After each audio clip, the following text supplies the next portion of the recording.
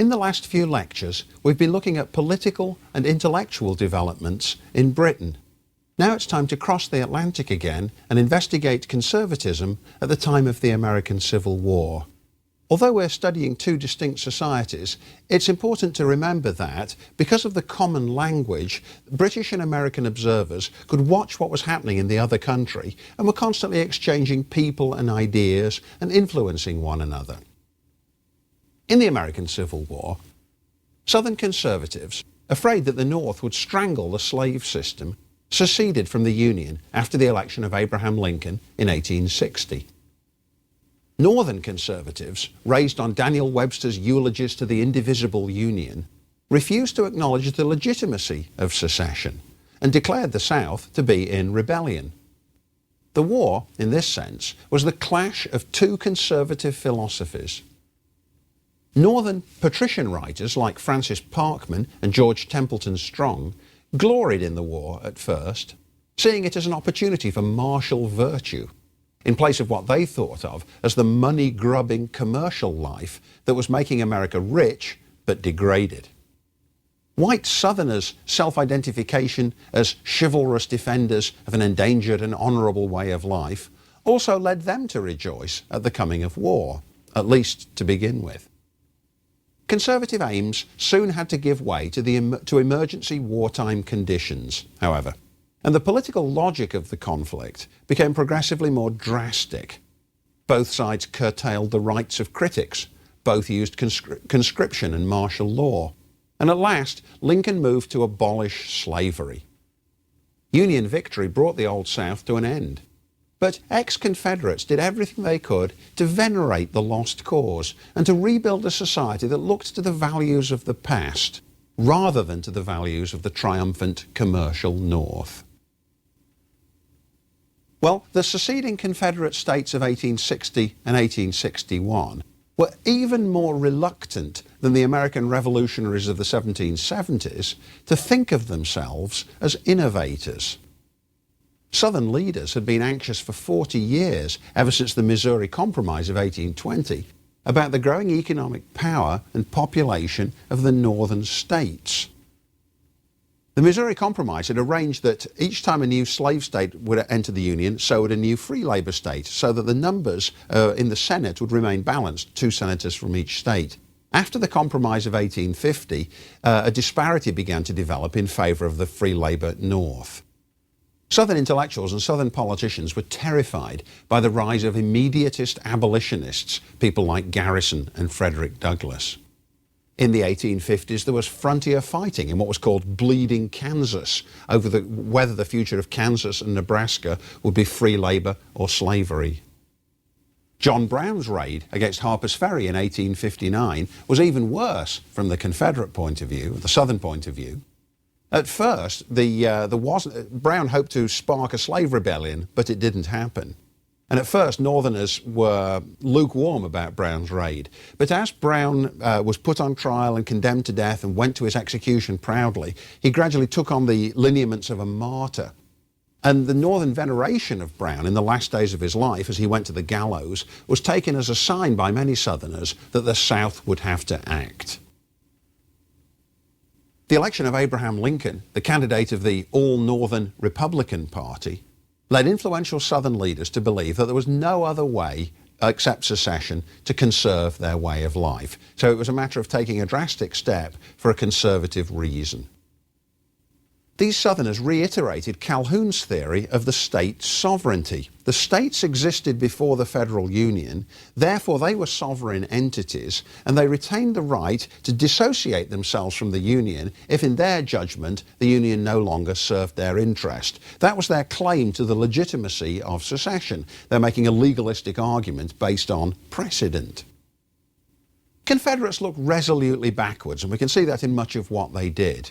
Jefferson Davis, when he became the president of the Confederate States of America, arranged for his inauguration as Confederate president to take place beneath a statue of George Washington on Washington's birthday in 1862. Powerful symbolic claims on the father of his country to emphasize the continuity of the CSA with the past. The Confederate Constitution itself was modelled almost exactly on the Constitution of the United States. Now, some Southern conservatives, such as Alexander Stephens, who eventually was to become the Vice President of the Confederacy, had grave misgivings about secession. But in the end, he went along with his state. In a letter to a Northern friend in 1860, he wrote, "Revolutions are much easier started than controlled, and the men who begin them, even for the best purposes and objects, seldom end them." Well, that was, of course, a highly prophetic statement. Similarly, Benjamin Perry of South Carolina wrote that the secessionists were, quote, "exulting over the destruction of the best and wisest form of government ever vouched by God to man. Fools and wicked fools, they know not what they do, and may God forgive them." But both these men, despite their scruples, their fear of secession, when it came to the point, opted for their home states and played a prominent role in the life of the Confederacy. If it hoped to prevail in the war, the South found that it could not be too loyal to its conservative founding principles. For example, the Confederate Army required overriding the rights of the states from which the various soldiers came. If it was going to be an effective fighting force which would go to the different places where it was needed, it couldn't be constrained by the demands and interests of half a dozen different state governors. A centralized command was essential. The governor of the state of Georgia, Joseph Brown, tried to keep control over all of Georgia's enlisted soldiers, but that made effective deployment impossible. Economic direction was needed in the South as well, so that more food supplies could be grown, which until that point had been deficient, to stimulate more manufacturing, to make it possible for the South to develop an effective munitions industry of its own. Conscription soon became necessary if enough people were going to fight in the Confederate Army. And as criticism of the Confederacy grew, so did the need to suspend habeas corpus, sometimes to imprison people without trial who were becoming so troublesome in everyday life. No wonder that by 1864, denunciations of Jefferson Davis for tyranny were being heard from inside the Confederacy. It seemed almost as though Davis was doing all the things which many secessionists had criticized the Union for doing. On the northern side of this great division, Lincoln undertook the most basic of all conservative tasks, that is, preserving the nation itself. Obviously, conservatism means different things at different times, but as an absolute minimum, in political terms, it's got to mean keeping the nation together. Lincoln was a former Whig in the Henry Clay and Daniel Webster tradition. He was not an abolitionist, and he certainly never imagined that he would be remembered as the great liberator. No, he thought of himself at first as undertaking the conservative task of keeping the nation together. He always insisted that he went to war solely to preserve the Union. He had been in favour of the gradual abolition of slavery, but it wasn't one of the issues he was particularly interested in. He was willing to see slavery persist for decades, perhaps as far into the future as the year 1900, so long as it didn't continue to expand westward. In Lincoln's view, the point was to contain slavery in the states of the Old South and permit the rest of the United States to become a free labour area. Lincoln was also what we would call a racist. He believed that free whites and free blacks were too different to be able to live side by side and work together effectively. So he was a colonizationist. He believed that once slavery, if slavery ended, the freed slaves would have to go to some other place, to Liberia or perhaps to Panama. Lincoln's great speeches, particularly the Gettysburg Address and the Second Inaugural Address, argued that not only the Union, but also American democracy were now themselves parts of a venerable tradition.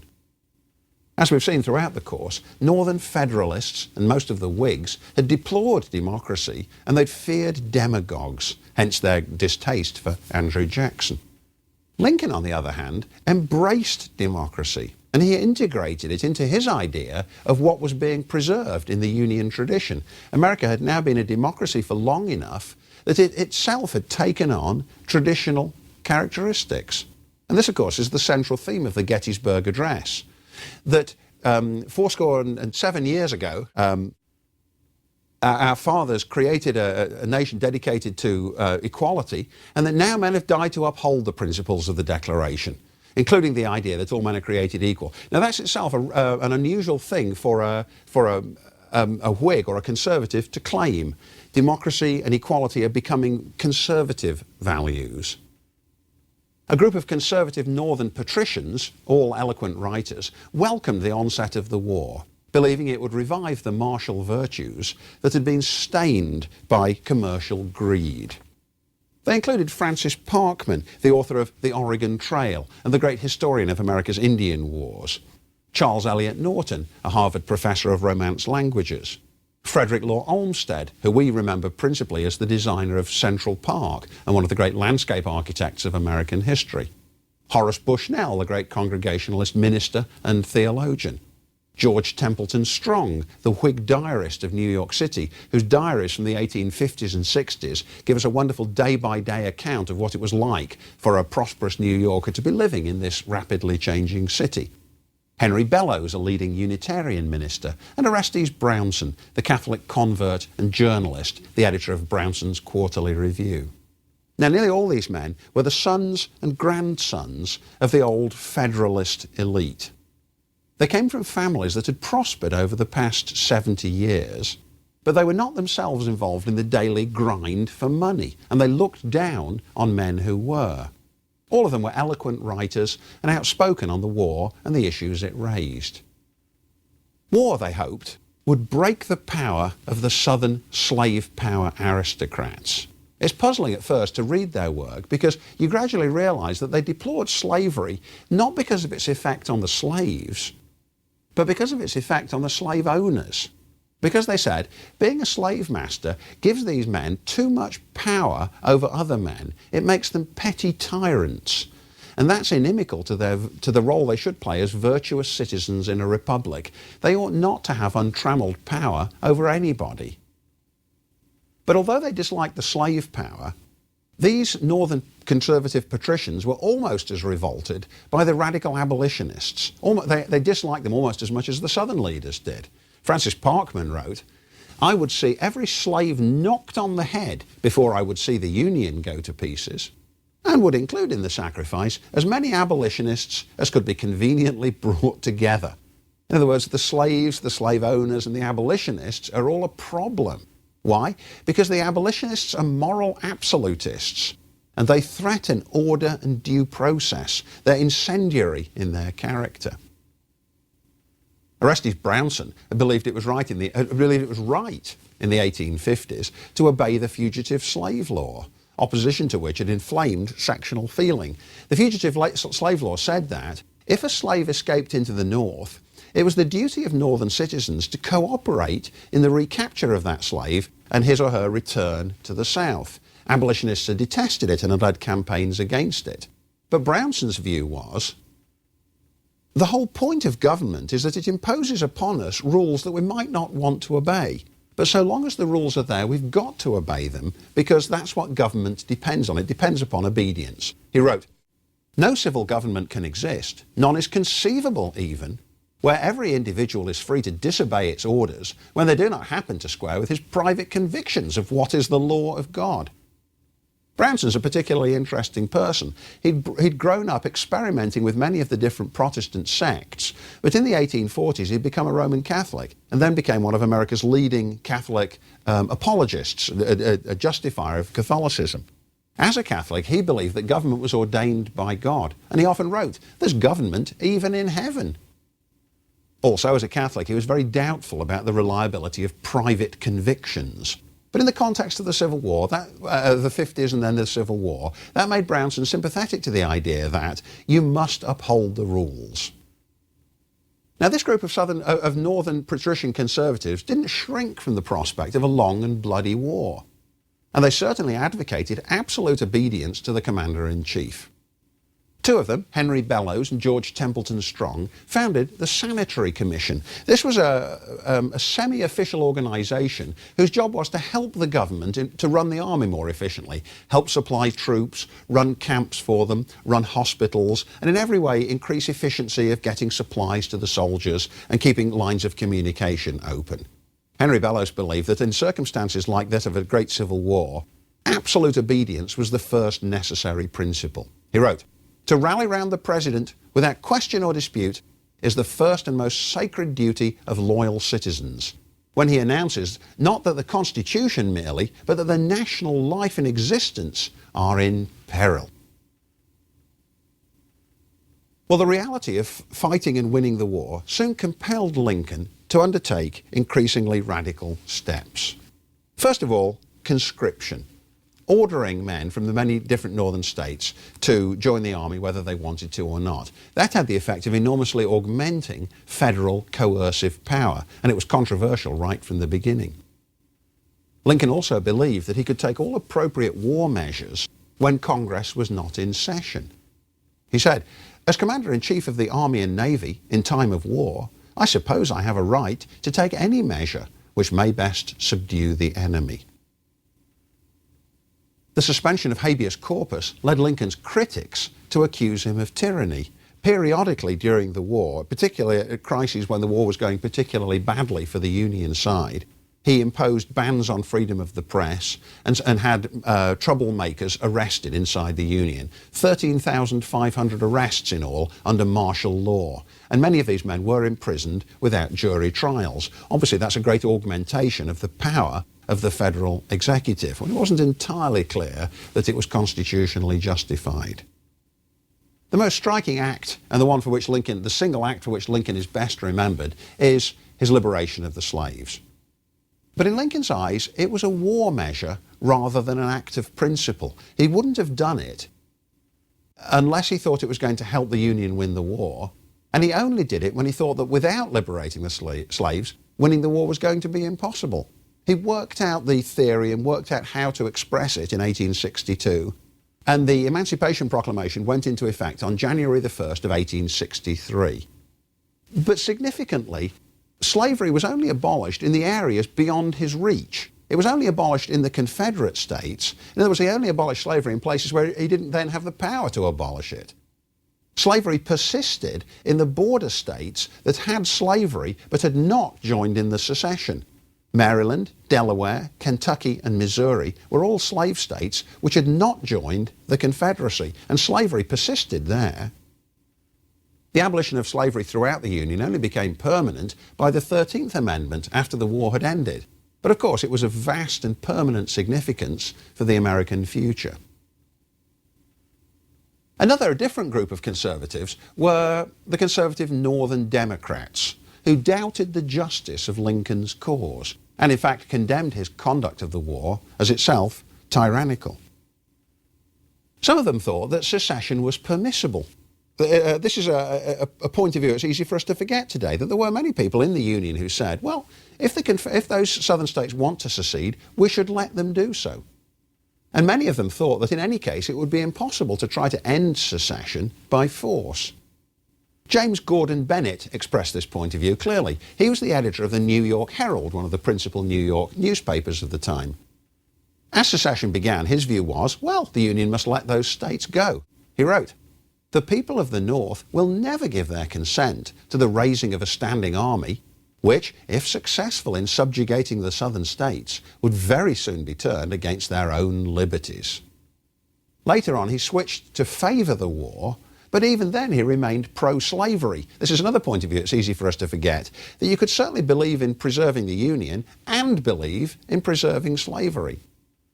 Another interesting example of a Northern Democrat is that of the novelist Nathaniel Hawthorne, the author of The Scarlet Letter and The House of Seven Gables, one of the very greatest of American novelists of the 19th century. In a letter to an English friend when the secession began, Hawthorne's view also was, well, we should let the southern states go. He wrote, "As to the South, I never loved it. We do not belong together. The Union is unnatural, a scheme of man, not an ordinance of God. And as long as it continues, no American of either section will ever feel a genuine thrill of patriotism, such as you Englishmen feel at every breath you draw." He said he could fully understand the Southerners' motives. Love of one's immediate home, not of some abstract idea of the Union, was likely to be a much more powerful emotion. And in another passage from his writing at the time, he sounds very much like Edmund Burke, who also eulogised the small scale and the immediate loyalty. Hawthorne writes, "It is a strange thing in human life that the greatest errors, both of men and women, often spring from their sweetest and most generous qualities. And so, undoubtedly, thousands of warm-hearted, sympathetic and impulsive persons have joined the rebels, not from any real zeal for the cause, but because, between two conflicting loyalties, they chose that which necessarily lay nearest the heart. In the vast extent of our country, too vast by far to be taken into one small human heart, we inevitably limit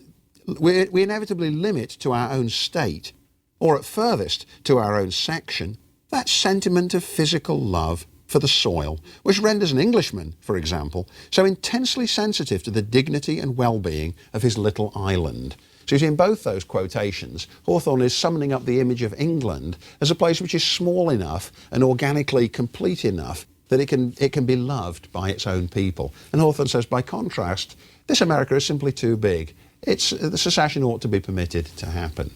He was appalled by the hatred of the enemy, which was becoming widespread in the North. Another very interesting Northern Democrat was Clement Vallandigham, who portrayed himself as a martyr to the power of the tyrant Abraham Lincoln. Vallandigham was an Ohio congressman and a constitutional strict constructionist who said that Lincoln was exceeding his constitutional powers. In the crisis of 1860 to 61, after Lincoln had been elected and the southern states began to secede, he favoured conciliation of the secessionists, not war. He was arrested in the middle of the night one day in 1863 for speeches against the conduct of the war. And in a letter from prison to his constituents, Vallandigham wrote this: "I'm here in a military bastille for no other offence than my political opinions and the defence of them and of the rights of the people and of your constitutional liberties. I am a Democrat, for Constitution, for law, for union, for liberty. This is my only crime. For no disobedience to the Constitution, for no violation of the law, for no words, sign or gesture of sympathy with men of the South. I am here today in bonds." Well, Vallandigham was powerful at summoning up the assertion that Lincoln was becoming a tyrant and that he exceeded his rightful bounds. The North won the Civil War because it was better organised. It had a larger population, it was more heavily industrialised, it had more railroads which could quickly ship armies and supplies from one place to the next. And in the end, it had better leadership, especially the military leadership of General Grant and General Sherman. When the war had ended, one of the things that Southern conservatives had to do was explain their defeat. How did it come about that they had lost? And they created an elaborate code, the lost cause, a rhetoric and a symbolism that mixed conservative and religious imagery in very, very ingenious ways. They compared their suffering and defeat to that of Jesus Christ. Now, a wonderful book has been written on this subject by an historian called Charles Reagan Wilson. The book is called Baptized in Blood, and he describes the way in which Southerners after the Civil War started to compare their fortunes with the fortune of Jesus himself. They said, Jesus' earthly mission ended in failure and death and the crucifixion, and so did ours.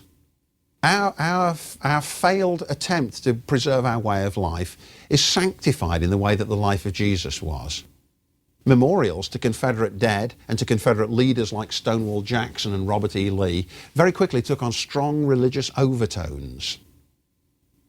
Their nostalgic evocations of the Old South drained it of conflict and social tension.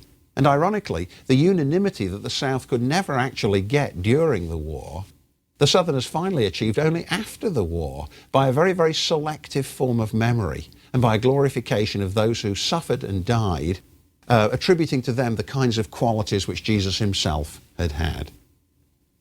And the advocates of the lost cause established a backward-looking and hierarchical society that maintained a high degree of repression against African Americans.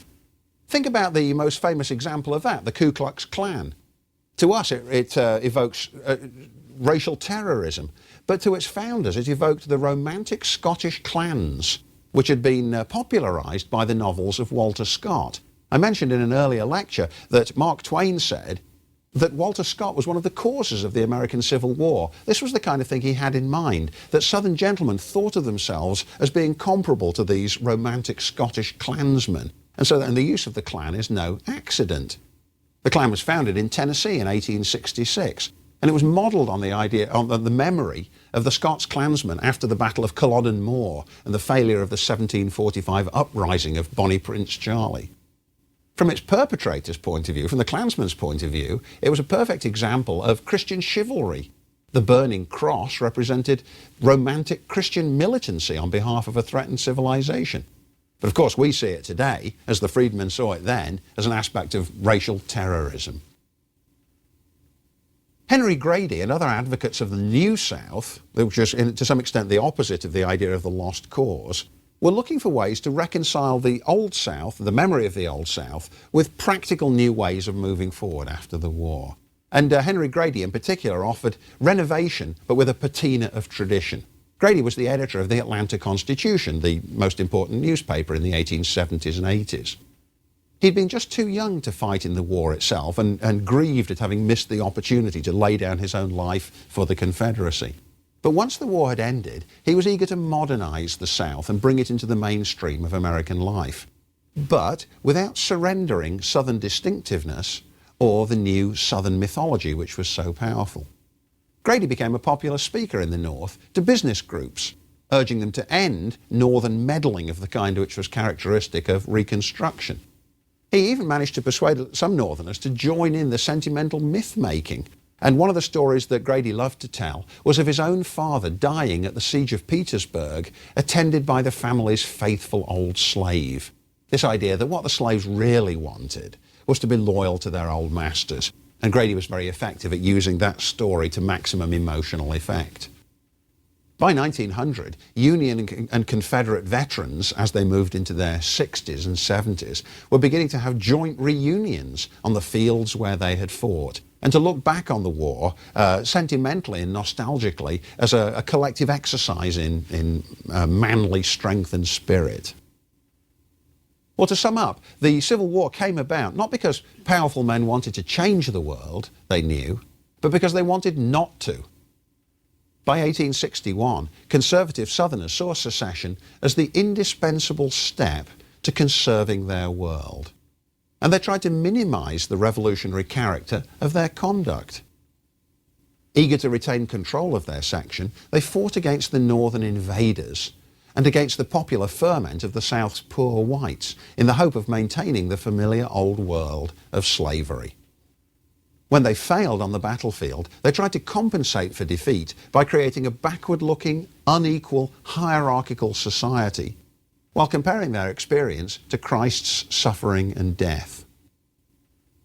Lincoln, conversely, reacted to secession by asserting the indivisibility of the Union and doing everything he could to sacralize it by an artful invocation of the founders and of the Declaration of Independence. As preserver of the nation at a time of crisis, when it might well have splintered, he can certainly be thought of as a conservative. Yet he was clearly conservative in a different way from his Whig and Federalist predecessors. Unlike them, he regarded democracy not as a vulgar threat to the virtuous republic, that had been the Federalist attitude, but rather as a time-honoured characteristic of American life.